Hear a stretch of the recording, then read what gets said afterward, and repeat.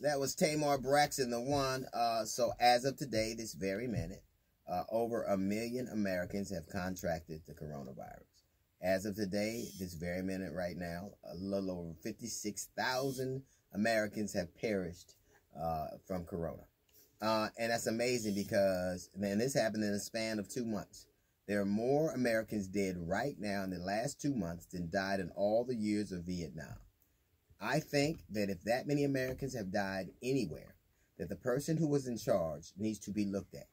If you can say you've done everything to avoid this, if you can say that you've taken every measure, if you can say you worked yourself to the bone to avoid this, that is one thing. But if you cannot say that, you should be disqualified from the presidency of the United States of America. This has also exposed America for who it is. Look at the people now who are exposed to the disease. Look at the people who are dying. They are old people. They are black and brown people. They are people who are poor, because they're all kind of the same thing. Look at where this disease takes hold the most. In old folks' homes, in crowded communities, on ships, in jails, because it exposes America for what it is. They have always had no use for the poor or the old or the sick or the black or the brown.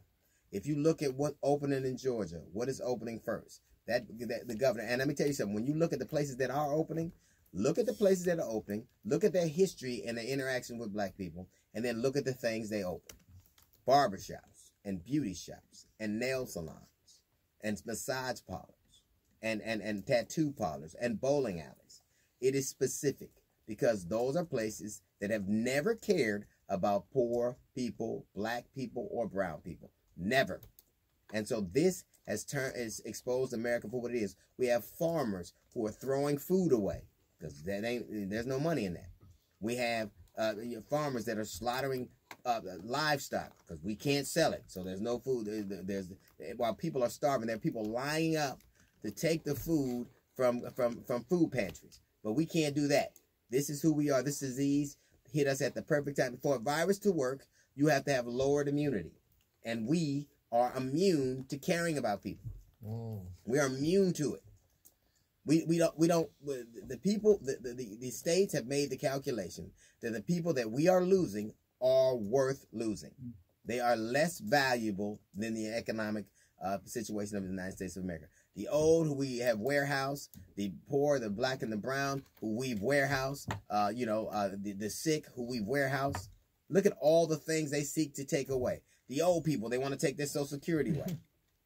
Poor people, they want to take their health care away. Black and brown people, they want to incarcerate them. They want to get them out of the country. This disease exposes America for who it is and who it's always been. They have made the calculation. I guarantee you this. If this disease was ravaging young white kids, this would not happen.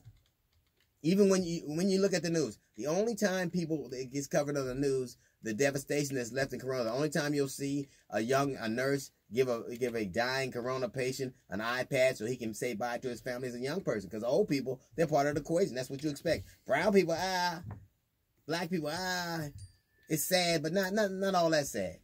This is America. This is not governance. This is what America does. It shuttles away the poor. This is kind of natural selection. This is what happened with Katrina in New Orleans. When all those poor people got moved out and they got what they wanted, that valuable land. This is not America caring about each other. This is not America looking out for the least of them. This is not all of us in this together. This, ladies and gentlemen, is America's real-life version of the purge. That's a little note from the GED section. We got a Jazz Report coming up in 15 minutes. It's the D.L. Hughley Show.